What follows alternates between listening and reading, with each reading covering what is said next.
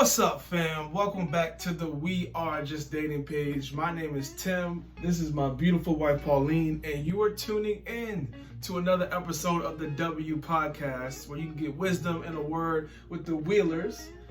Yeah. So, if you're new here, our whole goal of this podcast is to help you have a healthy, godly relationship that's still fun, that's still exciting, but one that honors Him. So, if you're tuning in, that's what you're going to learn all about. We're super excited to have y'all in today. Our topic, something that a lot of people want to know: how do I know I found the right person? Mm-hmm. So whether you're dating right now, maybe you're not sure if this person is the person you should marry, or maybe you're not dating yet, but when you are dating, you want to know what to look for. So we got you covered today. It's going to be a really good episode. But first, y'all know we like to do our Would You Rather questions. So I'm going to jump right in. You ready? I'm ready. Let's go. So, would you rather wear a winter coat every day, or would you rather have to wear flip-flops every day? And it don't matter what the season is, summer, fall, winter, spring. Which one you going with? I'm definitely gonna go with winter coat because it doesn't say you can't take it off. It just says you have to wear it. Maybe like carry it with you. Y'all know she loves well, it says added wear. stuff. There's all different types of winter coats. Because you have to apply the same rule to other things. So you I can wear it with a dress. I can wear it with shorts. I can wear it with a lot of things. You can wear it open. And to be honest, even in the winter, I don't really button or zipper my winter coat. Now, right now it's summertime. So what about when it's 106 degrees outside? It doesn't get that hot here. 92 degrees. It's humid, so it feels like 106. Yeah, I mean, but this is the rule. So I'd rather wear a winter coat. Why wouldn't you want to wear flip-flops? Because wearing flip-flops in the snow, are you kidding me? Frostbite? Have you guys ever gotten frostbitten? I haven't, and I don't want to, so. Yeah. I feel like we usually agree on these, which maybe is a good thing because we, supposed to be one yoke, equally yoked, whatever. But I would have to go winter coat too. I thought you were gonna say flip-flops. No. Because you don't like being hot and you sweat very easily. I don't like being hot, but I don't like being cold warm. That's true. Because your bones, like when your bones start hurting, that's the thing too. In the winter, do you know that like in apartment complexes, it is I don't want to say illegal, but they have to give you heat, but they don't have to give you AC. So like when you're you're gonna learn something if you watch the W podcast. When if you're a renter like we are and heat goes out in the winter, that's considered an emergency to fix it. Versus if your AC goes out in the summertime, it's not considered an emergency. They don't care. Well, yeah, because I think you could die of like some winter things. But so you could just be hot and uncomfortable. We're both gonna go winter coat. Cool. Well, I'm actually surprised. I should have been surprised because I know you hate being cold, but you sweat so easily. But it's okay. So let's jump into the topic today. Like I said, it's really good. We got a lot of good stuff for you guys. But first, yes, it is complicated. But make sure that you don't complicate things in your life and subscribe to this page right here. Subscribe to our YouTube page. That was a very unnatural plug. It was, but okay, we did it. So go ahead and subscribe. If you enjoyed this video, make sure you give us a like and comment. That helps us reach more people and help them learn how to date in a godly way. So, well, you ready? I'm ready. Let's do it. I'm ready. Okay, today's question, simple. How do I know when I found the right person? How do I know when I found the right person? How do I know? How will I know? Gotta get a song. How will I know if he really loves me? Wow. Name that artist. You don't know. I feel like you were trying to sing like Whitney Houston. I was. The fact that I even was close. I didn't say you were close. The fact that it was recognizable. I said that you tried to do it. Good job. I'm proud of you. All right. How will I know when I found the right person? How do you know if you found the wrong person? I mean, yeah. No, this is a good question, and I feel like it's a question a lot of people have because no one wants to make a mistake when it comes to Nobody wants to look foolish or waste their time. Right. So this is a question, honestly, you should be asking when you're dating. Like, okay, are you a good fit for me? Even before you're dating. Yeah, and seriously, that's a major question. I have a list of a few things that I think you guys love lists. Everyone should be asking themselves to figure out, is this person the person for me? I don't know what you're going to share, but I'm going to just go right into it. Go for it. First thing I'm going to say, and these aren't necessarily in order, so let's just be honest about that. But the first thing is, do they love Jesus? Because if they don't love Jesus, they should not be for you. Because if you're watching this, you're trying to have a godly relationship, you can't have that without Jesus. So that is honestly the first important thing that I think you need to ask yourself when it comes to this person. That's something you should have asked before you started dating. Right. But if you didn't, now you know that is really important. Because here's the thing. When you get married to somebody, I need to know, can you pray for me and my kids? Like, can you pray that the devil would stay out of my life? I need that covering. Can you shoot with me in the gym? Yeah, like, on the sideline. It's not just, are you fine? Like, it's, okay, we need God to move supernaturally in our health or in our kids' health. Can you pray, and will the Lord hear you when you pray? Like, that is really important. I like that question because, or the question that you posed about, does this person love Jesus? Because it's not, does this person go to church? Ooh. It's not, is this person a Christian? Because a lot of us say we're Christians, and not to say that you're not a Christian, but do you love Jesus? Because I think when you ask the question like, does this person love Jesus? I think of, relating it to another part of someone's life. Like, does this person love basketball? I know Tim loves basketball because he watches it often, because he plays basketball with his friends. He played basketball growing up. It's weaved into his life. It's not just something say, oh, I love basketball, but you never play. Like, who's your favorite player? Right. Who's your team? Like, if they say no. And we've all met people and they're like, oh, I love to shop. But I don't really see you ever, look at how you dress. Like, right. I can't really tell. Yeah, like, if you only hear them talk about Jesus on Sunday, I don't know how much do they really love him. Right. That's the only time you hear them talk about Jesus. So how did you know that I loved Jesus? How did I know you love Jesus? Few things. You were consistent. So I had the opportunity to see you at church, but I also got to see you at school. I got to see you at different work environments. So I was lucky to be able to see you in different environments and see your character, see how you treated people, how you talked to people. And I also had conversations with you and heard you have conversations with other people about Jesus. So for me, that was helpful, for sure. Consistency is huge. Seeing people. What about you?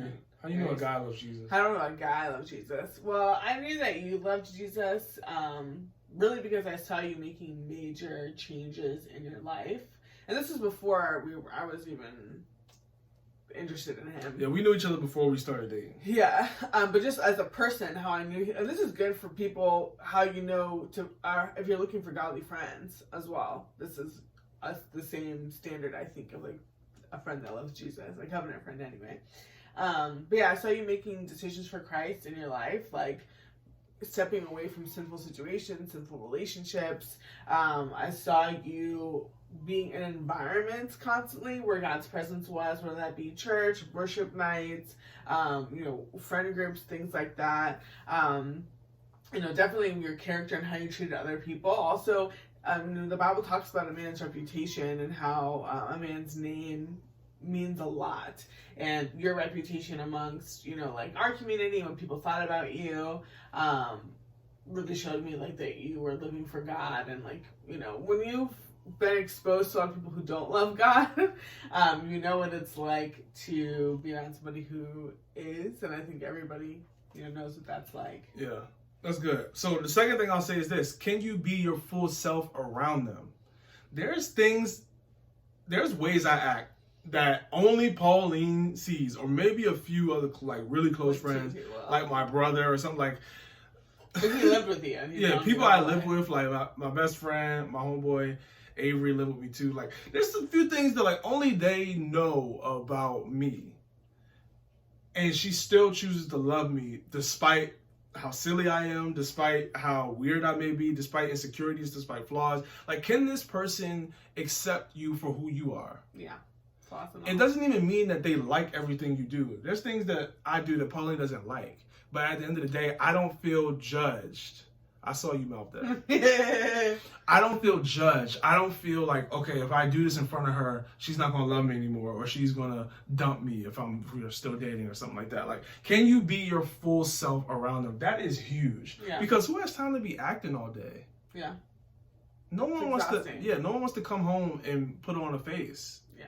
what does that look like in dating? Like, because some people, we talk about boundaries a lot, you know, here, and boundaries are important. I think that, of course, you should uphold those when you're dating. What does it look like to show your full self? Because some people may say, like, oh, well, you know, what is showing your full self, like showing your full body, or like showing your boyfriend your finances and your budget, you know, and things like, how do you keep boundaries by still loving somebody fully? Good question, because we always love clarity. Yeah. I think it's more about, I'm talking more emotionally and like how you act, not necessarily your body or your finances.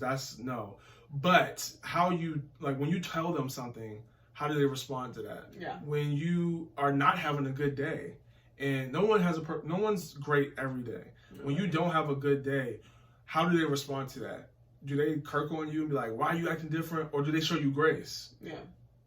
Like, what does that look like on the days you're not perfect? I feel like those are some things for sure. And even like, I think of forgiveness. Like, is that person able to forgive? And like that, of course, links back to, because I don't know if you put these in order, but I feel like they do build on each other. Like, the most important thing is this person loves Jesus, and then, you know, the emotional intimacy and the emotional comfortability. And that links to like people talking about being best friends with your spouse. And which is, I think, you know, you're not best friends with somebody you can't be yourself around. And we even talk about when we were dating, being in the car together and like having those moments, you know, you can be in the car with somebody for hours and not talk, and you're like okay with it, and you don't feel pressure to talk. Yeah. And then when you have that level of comfort with it, you're like, okay, I can hang out with you all day and like not say anything, and it's okay. And and it doesn't mean it's not awkward. You feel comfortable, and if you have something to say, you'll say it. But it's not fun, because sometimes we talk about being on and being off. Like when you're at work, you feel like I have to be on. I have to try to like force conversation or impress somebody, but you don't want to feel like that with, you know, the person you're thinking about marrying. Yeah, that's really good. The next thing I'll say is this: do they show interest in learning about you? What do I mean by that? Do they show interest in the shows you like?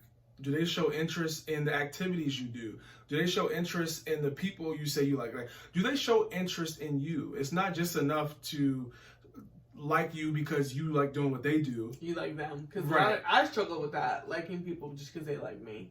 Yeah. Because I want attention. Right. But like, do they like showing interest in you? Because here's the thing. Dating is fun and it's great, but marriage, if you guys get to that point, is a long time, God willing. So that person is going to be constantly evolving and changing. You want to know that they have a habit of learning you before you get married. So because that way, you know, when you do get married, as you change and as you grow, they'll continue to learn you, learn what you like, and they'll show interest in it, even if it's something they don't like. Yeah. I think that's huge. I think that's a big point. Well, yeah, because that also prevents you from being selfish. It's like a cure to selfishness. So if you're constantly like, you know, why don't you want to come to my events or come shopping with me or whatever, but it teaches you to serve. It teaches you like, oh, well, I want to learn if Tim cares about this, then I want to care about it.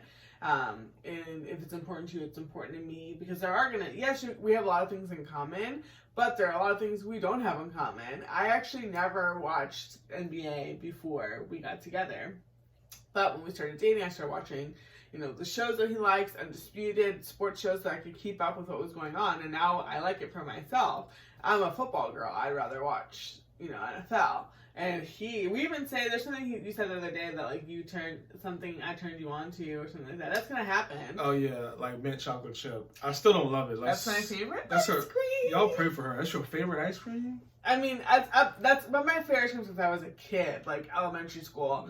But over time, I've started to like chocolate. It's like eating ice cream. It's like eating toothpaste. Ice cream. It's like eating toothpaste. And everybody uses toothpaste, don't they? So what's the problem? I hope you use toothpaste. Do you eat that? But it goes in my mouth, doesn't it?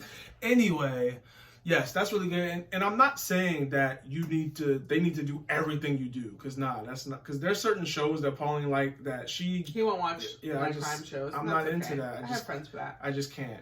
Yes, you have friends for things. Your partner's not going to do every single thing with you. But you didn't respect. I mean, I think you would ask me about it.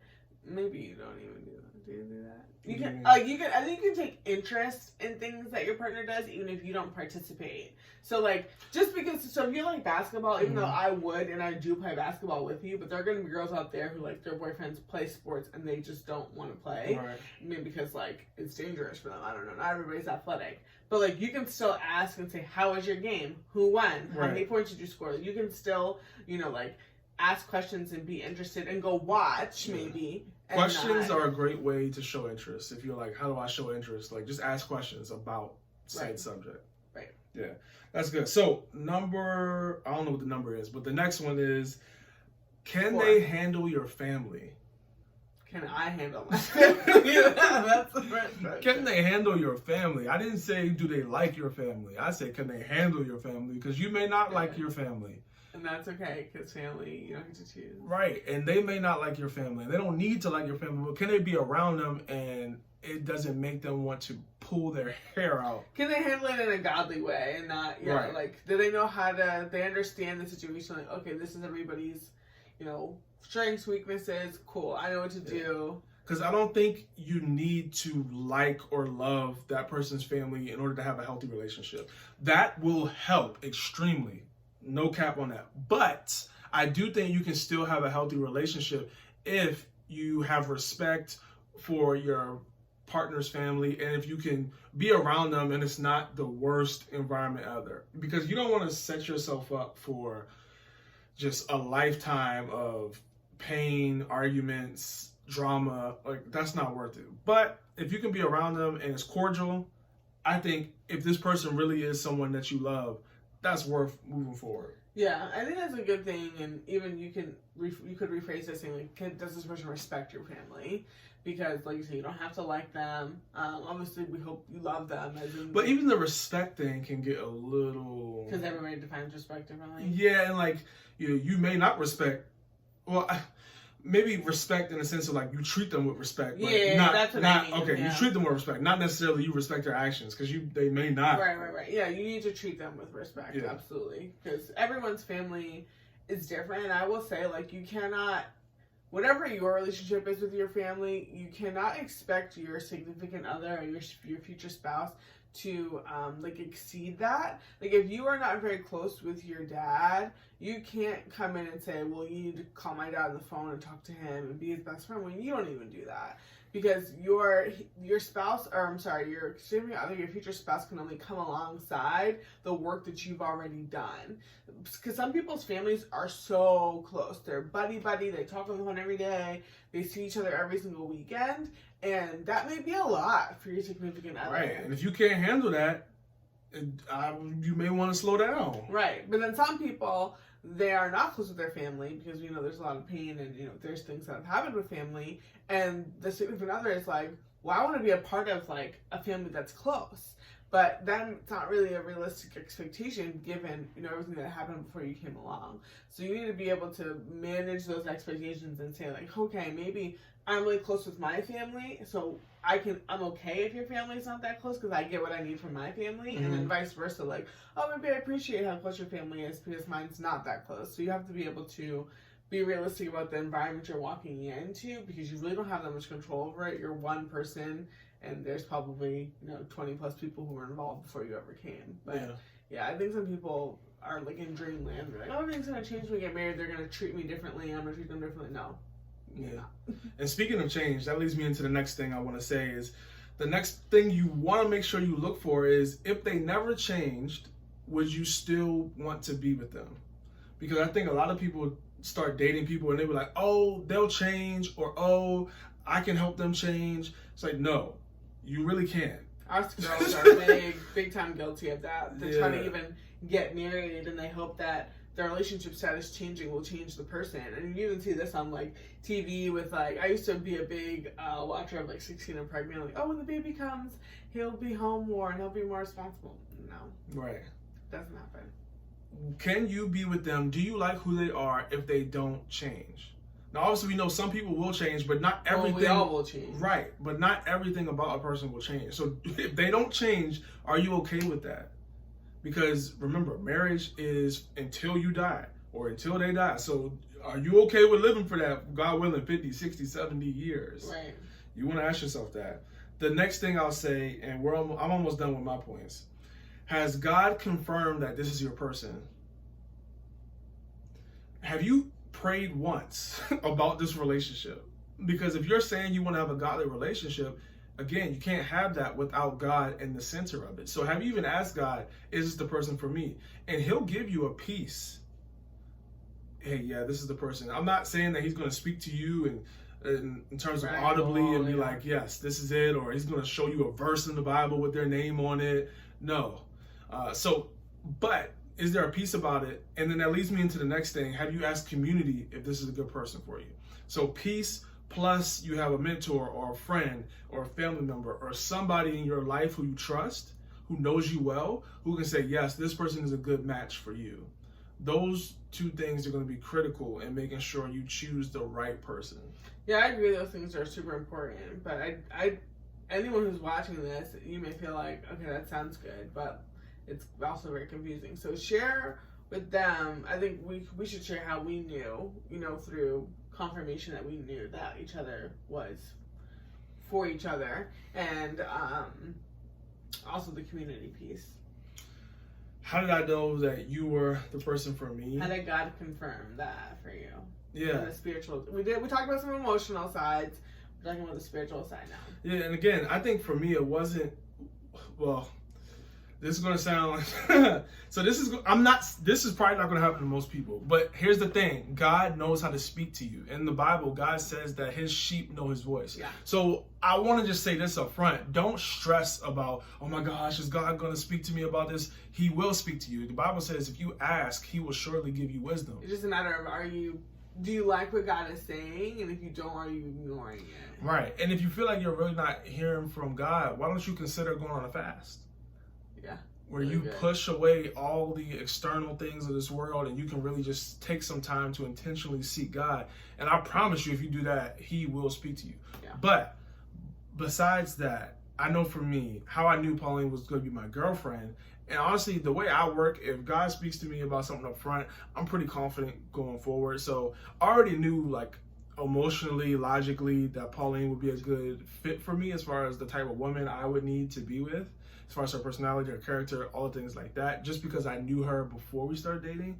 But for me, it was like, okay, how do I know I should start dating this person, now, lead to marriage, all that stuff? God, because I didn't want to. Somebody suggested that I date her, and I was like, nah. We didn't see each other like that at the time. But for me, I actually had a dream where I pulled up in the car, my best friend pulled up in their car, and it was like, yo, where your girlfriend? And I looked, it was like, she right here, and it was Pauline.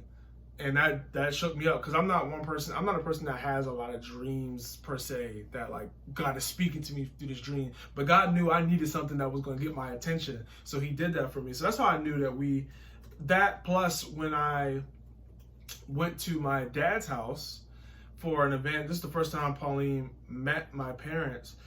I took her to my dad's house, and this is before I met them. No, this is when you met them. Whatever.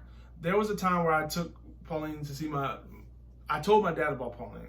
I don't know if she saw it or whatever, but I told my dad about Pauline. I showed him a picture. I told him that I was interested in this girl, whatever. I showed him a picture, and they came to the church months ago before I told him that, and was like, when I showed him the picture, he said, oh my gosh, like, this is the person, your stepmom said that this is going to be your wife. Or not even your wife, but like, this is somebody that she said you should be interested in. Like, I feel like God is really saying something, yada, yada. At that moment, she said, why don't you date somebody like that? She said that to my dad. Why didn't you date somebody like that? Yeah. For me, that was just like confirmation that, oh my gosh, like my parents or my dad and somebody, they see something in Pauline that I feel like I see. It was just confirmation. Yeah, it's the weirdest one. I think that was a while ago. That story was a little choppy. It was. It was like 6 years ago. Yeah. So. I love that story so much because I feel like some people, some cultures, depending on where you grew up or kind of where you run and what circles you're in right now, people feel as though they need to hear from God that this person is my wife or my husband before you date. And I think that that's really dangerous, because if that was the case, God would not have us go through the whole dating process. And there absolutely is some cultures now, and there was definitely more cultures, hundreds of years ago, where people did not date. They did like arranged marriages, and they wouldn't even meet their spouse until they're at the altar, some married at first sight type stuff. Our culture is not, in my opinion, strong enough to sustain something like that right now. A lot of people would say like America is godless, fatherless, whatever. I'm not saying any of those things are true, because what the heck do I know? But I think that dating is a blessing in today's current culture in America, in the US, because of just where we are. And I don't think that it's something that should be despised or that should be skipped. And a lot of people have been, taught otherwise, and maybe that makes sense in certain cultures and certain, communities. But in general, at large, in America, dating, you need to know who you're marrying. Marriage is too much of a big commitment. And if we dated correctly, we wouldn't have the divorce rate that we have within the church and outside of the church. So just because you're a Christian does not mean, and just because you hear from God does not mean that you get to skip the dating process. The Lord is in the dating process. And this is, of course, my just opinion. There's no verse that says God loves dating. God loves people. God loves people. That's why he died for us. And I just want, if anyone needs, hopefully that's a blessing and like free some people, but you do not need to hear, oh, this person is my husband or my wife, because I think a lot of people shut down God opportunities and God dates and God doors because they feel like, oh, I don't have the answer to this right now. Mm-hmm. Dating is a process. We walk by faith, not by sight. As you walk it out, the Lord will speak to you about this person, about yourself, about the relationship. Because like Tim said, it wasn't, this is your wife. It says, this is somebody that you should consider. This is somebody who you should look at. This is somebody who you should take the next step with. It's it's not like, oh, we're at phase 1 or phase 0, ground 0, and let's go up to, I can see us being at the altar. It's let's take it step by step. Because sometimes people, you date them and you learn certain things about them. And if you skip through that whole process, you would have never known that. And I know that I've talked to a couple married people, married 30, 35 years, and like, if I knew what I knew now, I wouldn't have made the decisions that I made. And I don't want us to skip to the dating process. God is in the dating process. He has given us everything we need to date successfully: community, his word, the Holy Spirit, wisdom. So there's that. For me, how God confirmed that I should date Tim, that we should take the next step. I was in a season of my life where I was a mess.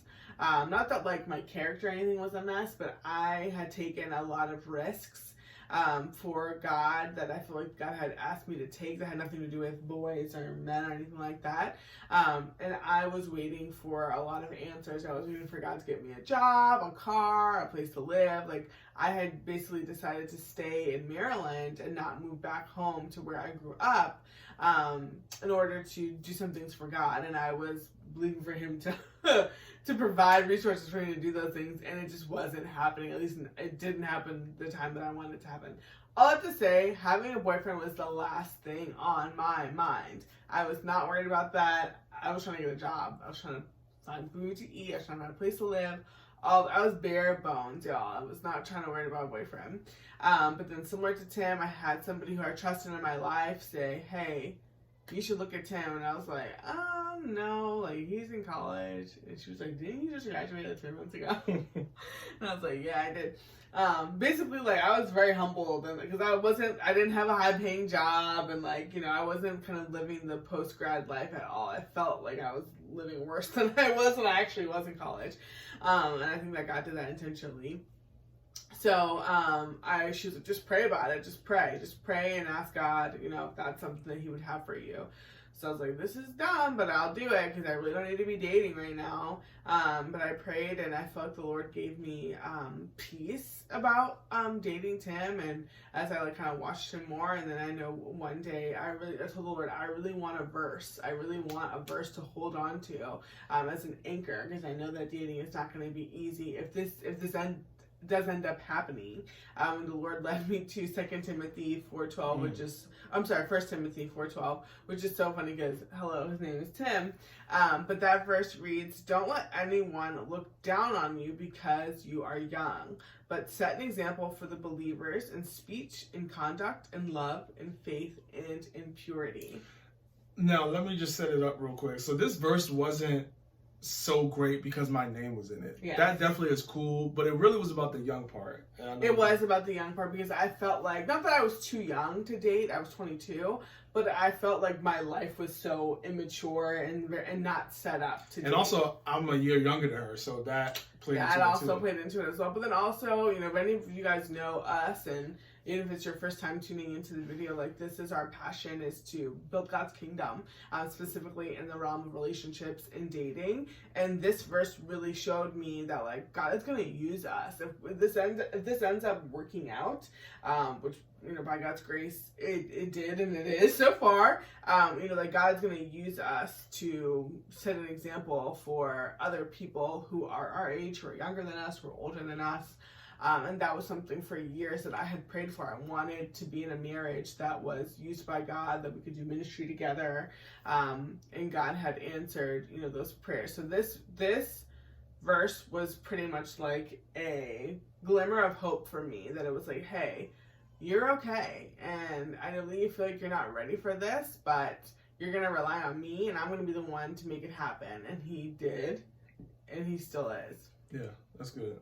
What else? Did you have anything else you want to share about this? Yeah, you had a lot of really good points. I similarly thought about this of like, okay, what questions can people ask themselves? Because I definitely think you should not be looking at your significant other like, are you the one? Like, prove yourself to me. That should not be the case. You should be looking at God and saying, God, like, is this who you have for me? Am I even ready to be, somebody's spouse? But the first thing I wanted to say is to take the pressure off. Take the pressure off yourself. There is no such thing as the one. There obviously, I know that like people go back and forth about that. I am a strong believer in that. I mean, mathematically it doesn't make sense, because it doesn't allow for any grace. And we know that God is a God of grace and mercy. And if one person were to marry the wrong person, the whole thing will be thrown off, and clearly that's not the case. So there's the right one. If you feel pressure, is this the right one? Is this the wrong one? It's probably not like a good time or a good season for you. It's probably not enjoyable to have all that pressure. And I don't think that that's from God. I don't think that God wants us to constantly worry. I think he wants us to be, enjoying our significant other, but then also asking him about what he wants us to do, rather than worrying about who you're doing it with.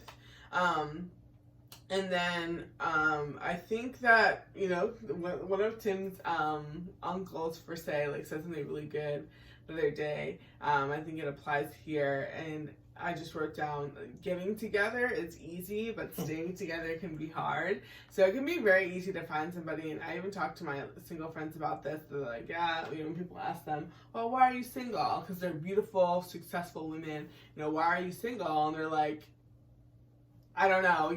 I don't want to be single. It's not like a choice. But also, like, I couldn't, if being single and being taken was like the only issue, then I would be fine. Because one of my friends says, I can go to a dating app right now and find a boyfriend, but what's the quality of that boyfriend? What will be the quality of that relationship? Like, it wouldn't be one that pleases God, and it wouldn't be one that I'd be proud to be in. So it's not really about finding somebody, it's about finding the right person, and you becoming the right person. That's why this is such a good question. Like, how do I know if this person is the right person? I personally believe that it's more about the timing in your life and how, like, surrendered you are to God. That matters more than the person you're dating. Because Tim and I always joke about it, like, he and I would not be together if it wasn't for God. We wouldn't have chosen each other. And it doesn't mean that we're not, I'm so glad God's a way better matchmaker than I could ever be. But I think just about the timing in your life and like how close you are to God is the most important thing, and he will lead you, exactly where you're supposed to be in that season. And all that to say as well, with the whole getting together is easy and staying together is hard. Sometimes people like deal with things in their relationships that like they shouldn't. And I think that it really can also speak to if you're with the right person or not. Because some people deal with stuff, as I said, that they shouldn't, whether it be like stress, whether it be cheating, whether it be lying and manipulation. If that's coming from the person that you're with, you already, that's your answer. And this is what I mean when people say, like, you were saying earlier about, like, I forgot what you were saying, but it was something to the point of, like, oh, like, don't stress yourself if God will speak to you. Yeah, like, if you're stressed out about this is the person or not, it's probably not, because we serve a God of peace. And if the person you're with is the one who, if they are the door to the enemy in your relationship, if they're the one who's actively cheating and lying and manipulating, and you guys are just dating, you're not even past the interview yet, and you're already slipping up, no, cut it off. And I know that it's hard to say to people one-on-one, but it's the truth. And we understand why people stay together, because you've been together for 5 years and so much has happened. And time can be bondage, guys. It absolutely can be bondage. And a lot of you guys who are watching this need to break up, but you won't, because you're scared that God won't bring somebody better, or your identity and your security is wrapped up in another human that is faulty and imperfect, and it shouldn't be the case. It's not worth a lifetime of misery. It's not, and you're wasting your time, and then eventually when you do break up, you're going to look back and be like, dang, why did I waste my time? And I've talked to so many girls recently who have been in that, of all ages, who are in that, in that scene. I don't want that to be you, and it can happen to guys too. But and all that to say, like, you're going to deal with, your relationship's going to be under attack already. Like, if you guys are both godly people, the enemy, of course, doesn't want you to succeed and produce godly children, and, because family is the crux of culture. And godly family, godly families produce godly communities that produce godly cultures, all those things. So if you are with somebody who's just, like, not even caring about that and not even fighting for your relationship, they're definitely not going to fight for your marriage. And you guys, and Tim and I have dealt with things like lying, manipulation, things like that have attacked our relationship, but it hasn't come from us. It's come from other people that we had to deal with. And that's a different, kind of thing to do. You can handle that. That's like kind of not like me and you against the world, but like we're on the same page. We're on the same team, and you want to make sure that you're marrying somebody that's on the same team as you, and not, you shouldn't feel like, man, like I'm cleaning up and you're messing up. It should be, we're both cleaning up. Right. We're both helping. So the last two questions that I would add is, are you better together than you are apart? Do you guys make each other better? Are you pushing each other closer to Christ? Are you bringing out the best in each other? When you're around this person, are you joyful? Are you happy? Are you working hard? Tim always told the story about, like, how he never made Dean's List until we were together. Are you in that type of situation? Or are your grades slipping since you started dating this person? Are you being disrespectful to your parents? Because your significant other is disrespectful to their parents. You should be getting better, for sure. You should be getting better. Does God's kingdom grow because of what you guys do together? Or is God's kingdom on the back burner? You guys are just about each other. Are people blessed by your relationship? Are people excited, to be around you? Are you guys generous together? Things like that. People should be blessed by your relationship. And then the last thing, I already said this, but are they pushing you closer to Jesus? Are you reading your word more? Are you worshiping more? Are you hearing from God more when you guys are together? Not that person is responsible for your relationship with the Lord, but they should be making it better. And if they're not, that was a lot, but this is hopefully stuff that'll help you guys make some pretty hard decisions. Yeah, some of you may need to rewatch this, take some notes, go in your journal, your quiet time, and just think about these things that we talked about, because this is the second most important decision outside of accepting Christ that you are going to make. So you want to make sure you're doing your homework and making sure that you are setting yourself up for a great future and not one that's full of pain. So I really, really want you to make sure that you think about what we said. Don't just listen to it and then go on with your life. Like, if you're dating, ask yourself these questions and make sure this is the person that write down answers to them. You could see yourself being with for a long time. Or if you're not dating, just remember this because there's going to come a time when you are, and you're going to want to make sure that these questions are able to be answered in the type of way you want to get married. So this has been another episode of the W Podcast. We hope you enjoyed it. Remember, if you have questions for us, you can put it in the About page on YouTube. If you go to the About page, you can type in a question on the anonymous Google form, or you can go to our IG at We Are Just Dating and put it in the bio there. But we'll see you guys next week on the W Podcast. Bye.